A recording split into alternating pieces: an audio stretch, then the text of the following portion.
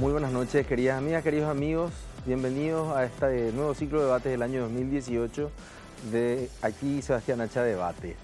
Y cómo no empezar cuando nos falta un quinquenio y quizá menos para la renegociación del Tratado de Itaipú con otro tema que no sea el tema de energía. Un tema que nos ha dado la vuelta en la cabeza a cada uno de los paraguayos porque nos afecta o en nuestra fuente de trabajo o en nuestra vida cotidiana de una u otra manera, y que tenemos la posibilidad histórica en el año 2023 de la renegociación del Tratado de Itaipú, que puede significar, y ahora mismo, perdón, abriendo paréntesis, y ahora también el tema de la aprobación o no del tratado firmado por el presidente Horacio Cartes y el presidente Mauricio Macri con respecto a Yacyretá, que son lógicamente los presupuestos básicos para ver si es que la energía se puede convertir en fuente de desarrollo. Y la energía se convierte en fuente de desarrollo cuando se convierte en trabajo, cuando se convierte en posibilidades de generar un puesto laboral decente, formal para cientos de miles de paraguayos y de paraguayas. Y hemos elegido hoy a dos especialistas, el primero de ellos nada menos que el doctor Victorio Auxilia Dávalos. Él es físico, máster en Ciencias en Historia Social de Ciencia y Tecnología y PhD en Energía por la USP y la Universidad de San Pablo, Brasil, especializado en física de reactores nucleares en el Instituto de Pesquisas Energéticas y Nucleares del Estado de San Pablo, y fue nada menos que secretario general de la Organización Latinoamericana de Energía. Doctor Victorio Auxilia, muy buenas noches. Buenas noches, Sebastián. Un gusto estar aquí contigo para conversar sobre temas tan importantes como este que nos convoca. Es así, doctor. Agradecemos mucho su presencia y hablamos mucho sobre el tema de lo que va a ocurrir con Itaipú. Nos genera hasta sentimientos muchas veces patrióticos y queremos todos opinar sobre lo que va a llegar a ocurrir. Sin embargo, hay pasos claves que tenemos que dar. Quizá uno de los primeros sea tratar de entender o comprender hasta dónde o qué es lo que podemos hacer como país, doctor. Así es, Sebastián. El tema de Itaipú, o mejor dicho, la riqueza que se genera en nuestras centrales hidroeléctricas binacionales compartidas con Brasil y con Argentina, ¿verdad? Es un tema que se parece bastante al fútbol en lo que se refiere a la pasión que eso anima en todos los paraguayos, ¿no? Sin embargo, difiere bastante del fútbol en cuanto, diríamos así, a los pasos que deben seguirse para entender bien el problema y por lo tanto prepararse para esa negociación con bastante tiempo, ¿no? Es decir, es necesario estudiar, analizar los escenarios, las alternativas posibles y comprender que lo que va a estar en juego en el año 2023 son recursos financieros importantísimos para el desarrollo de nuestro país. Y eso no es que va a ocurrir de golpe en el año 2023. El tema Exacto. de Itaipú, el tema de la energía, es un tema presente y que puede ser aprovechado desde hoy día, Sebastián, ¿no? Pues, doctor, ahí hay una cuestión que usted había señalado cuando hacía esta comparación con el tema pasional del deporte del fútbol. Cuando yo escucho o cuando leo muchas veces a muchos comentaristas, porque en realidad, lógicamente, todo el mundo tiene el legítimo derecho de poder comentar y dar su opinión con un tema nacional y que nos afecta a todos, pareciera como si fuera que estamos hablando de un entrenamiento. Vamos a hablar en términos futbolísticos, decimos, bueno, en realidad tiene que entrar, no sé, tiene que entrar a jugar Willy Mendieta y tiene que tirar el centro, y por el segundo arco va a entrar Fidencio, va a bajar de cabeza y Roque va a meter un gol en la cabecera del área. Pero sin embargo, del otro lado o de ambos lados, del lado de Brasil, del lado de Argentina, tenemos también países que tienen posiciones y que tienen posiciones a partir también de sus intereses.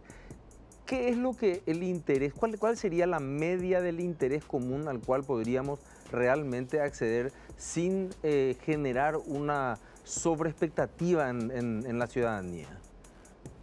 Bueno, en primer lugar, actualmente Itaipú está generando unos recursos financieros muy importantes que se refieren al capital y a los intereses que deben ser pagados por haber adquirido una deuda para construir la central, ¿no? Debemos recordar que se han prestado para la construcción 12.000 millones de dólares, ¿no? Esto se está pagando, ¿no? Y el principal acreedor es Electrobras. Electrobras hoy día está recibiendo aproximadamente 2.000 millones de dólares por año, ¿no? En lo que se refiere al presupuesto de Itaipú, es el principal componente. Es decir, hoy día el acreedor principal de Itaipú recibe la mayor cantidad de los recursos financieros generados de la energía hidroeléctrica producida en la central binacional, ¿no? Es decir, que ambos países van a entrar en una disputa muy importante por esos recursos financieros, que son recursos financieros que hoy día los reciben solamente los brasileños, ¿no? Y ahí hay una cuestión también que hablaba hace poco con una persona que conoce el tratado y no sé si en un ataque de pragmatismo o no sé, me dicen, no, pero no importa, el tratado se soluciona solo. Si no llegamos a un acuerdo, finalmente la tarifa va a bajar. ¿Eso es bueno, es malo o no podemos hablar en términos absolutos si eso es bueno o malo para el Paraguay? Bueno, es bueno, es decir, el hecho de tener tarifas bajas es bueno para quien consume la mayor cantidad de energía eléctrica. Es decir, en este caso sería para las industrias brasileñas. Claro, porque aquí tenemos, dice, el 14% puede ser, doctor, la matriz energética paraguaya es energía hidroeléctrica. Sí, 18%, aproximadamente hoy día, ¿no? Sí. En la actualidad tenemos esa composición de la matriz energética. La principal fuente de energía consumida en el país lo constituye el petróleo, en realidad los derivados del petróleo, con 41%, ¿no? Y ya más que la biomasa.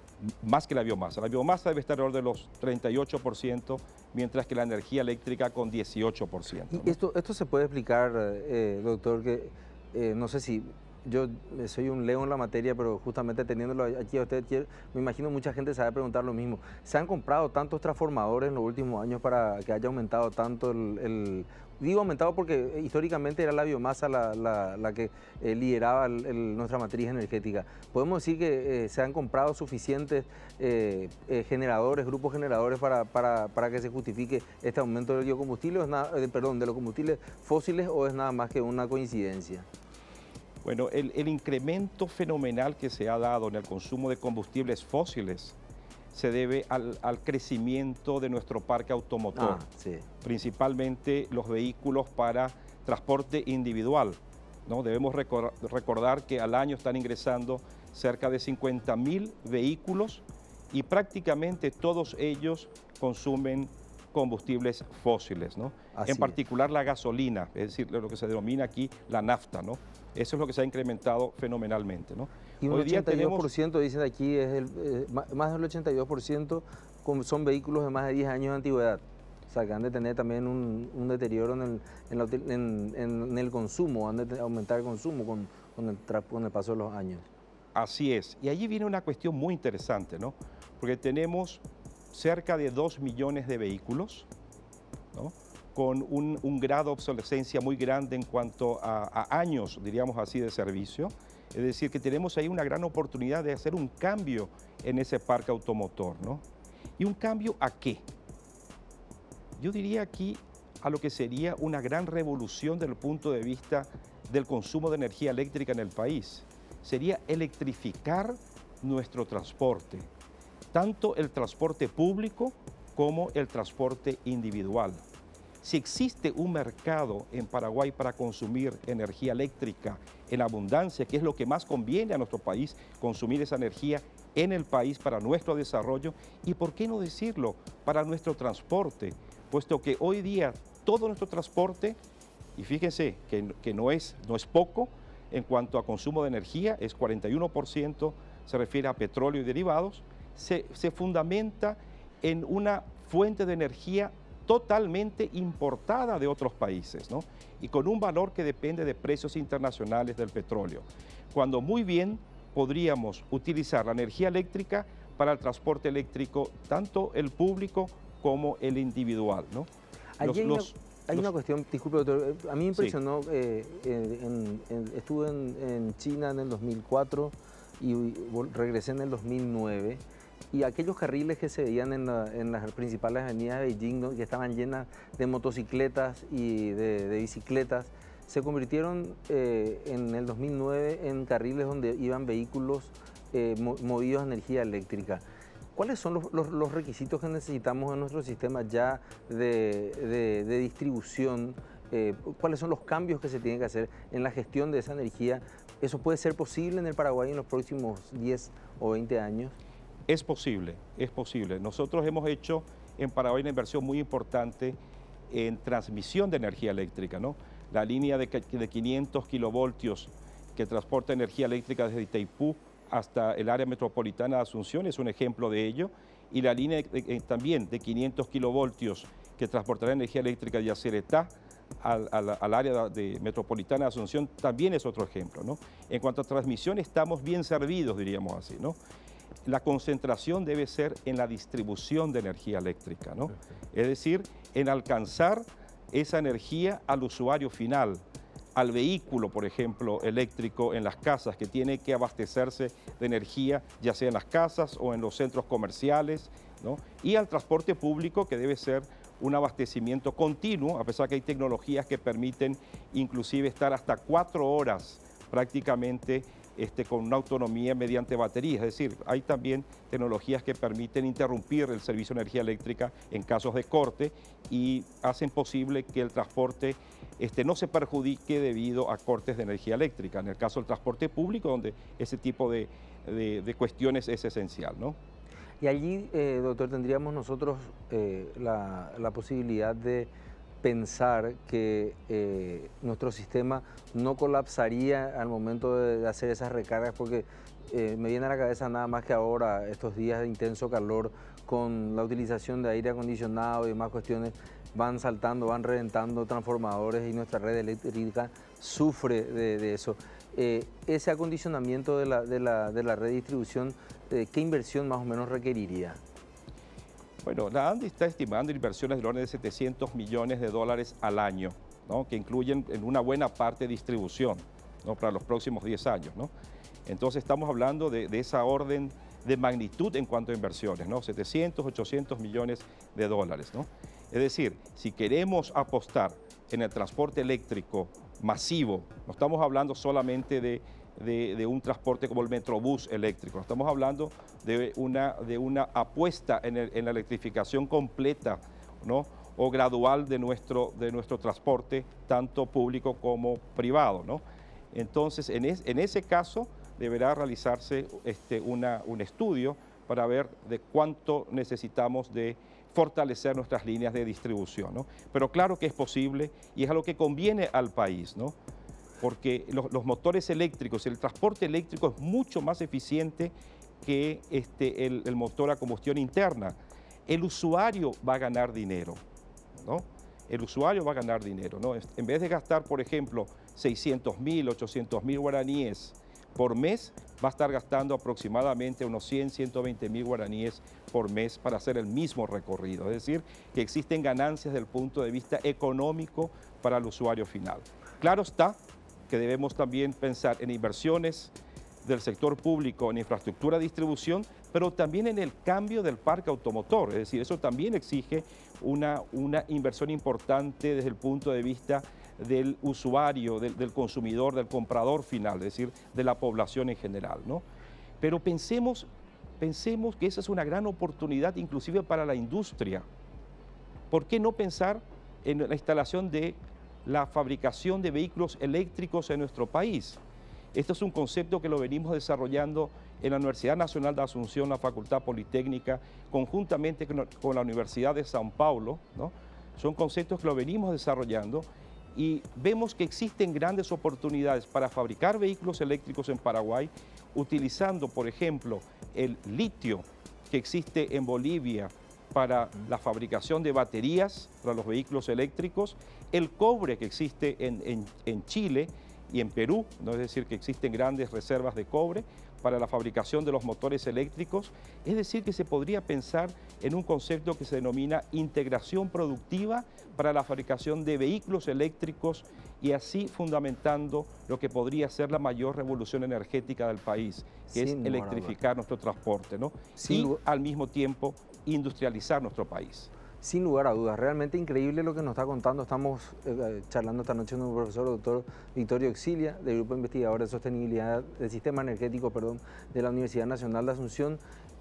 ¿Cómo crece entonces nuestro sistema eléctrico? Crece hacia, escuchen bien lo que estamos hablando, hacia el sueño de tener o ser los pioneros de ser un país, un Kuwait, vamos a llamarlo, de la energía eléctrica, donde podamos mover todos nuestros vehículos a energía eléctrica. Pero no se vayan, vamos a la pausa y después seguimos hablando con el profesor Auxilia.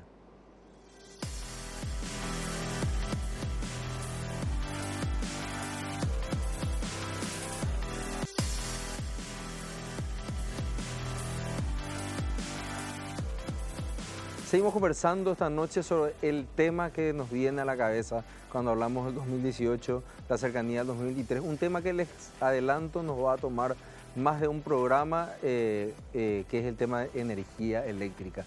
¿Cómo va a crecer la energía? ¿Cómo debe crecer nuestro sistema eléctrico en el Paraguay?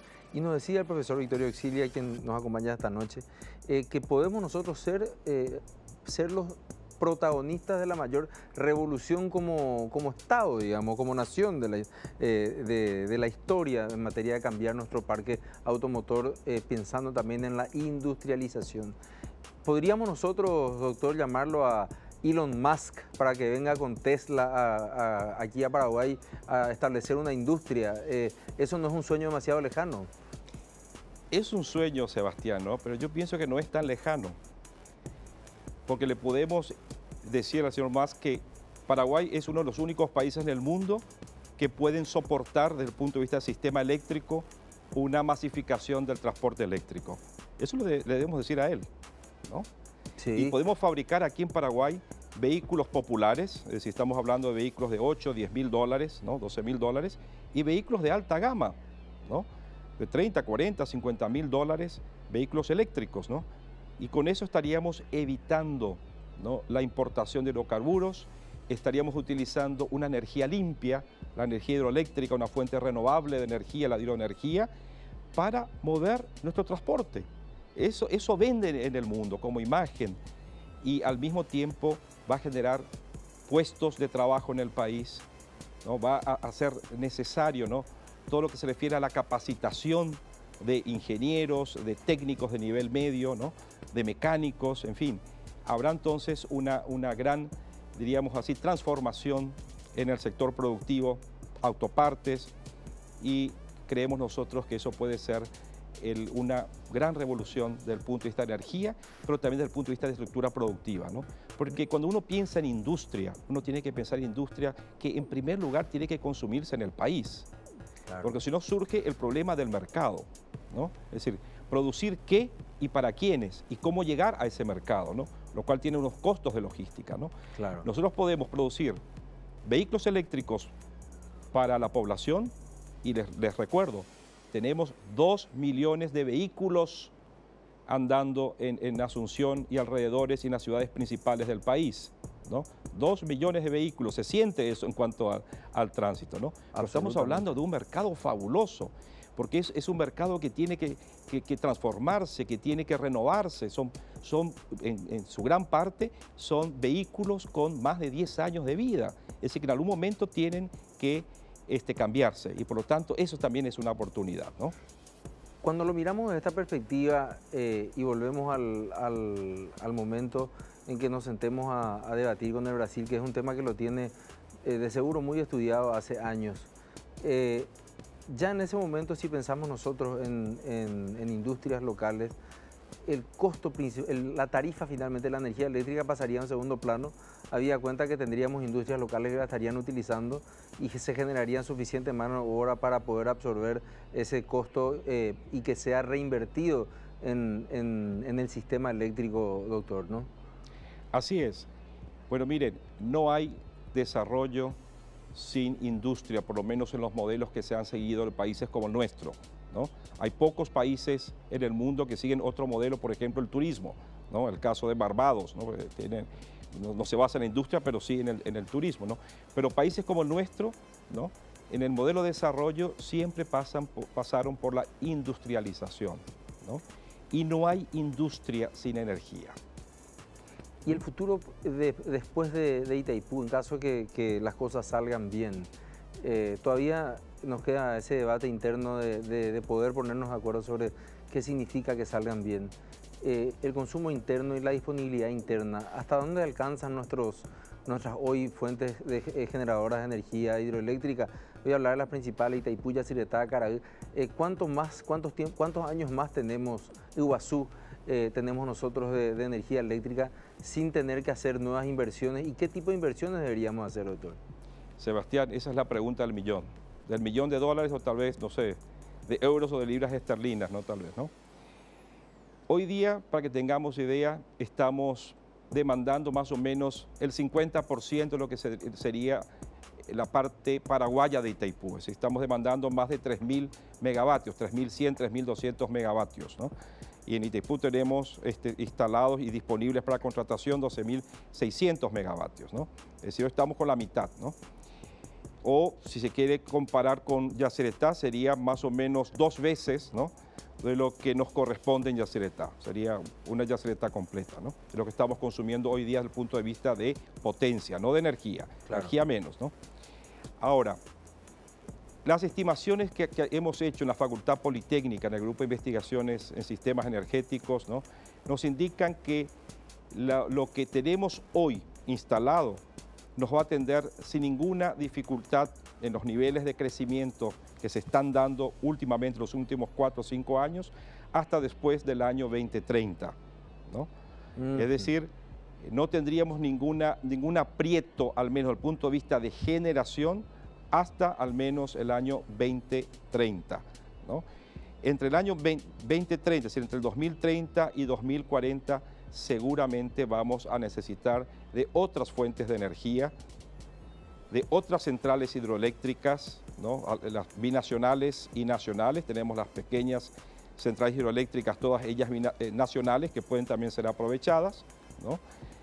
Tenemos energía solar, tenemos algo menos también energía eólica, ¿no? Y también existen las posibilidades de explotar gas natural nacional, gas natural no convencional en el futuro. Estamos aún muy lejos de ello, pero es una posibilidad, o bien importar gas natural de países como Bolivia. Una última pregunta, doctor, agradeciendo infinitamente su presencia y la claridad y lucidez en sus explicaciones.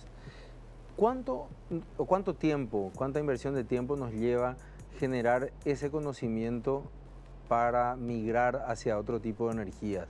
La energía eólica, la energía solar, el gas natural. Estoy hablando de los recursos humanos, la gente que tiene que llevar adelante la explotación, la diagramación, bueno, toda la proyección de esto.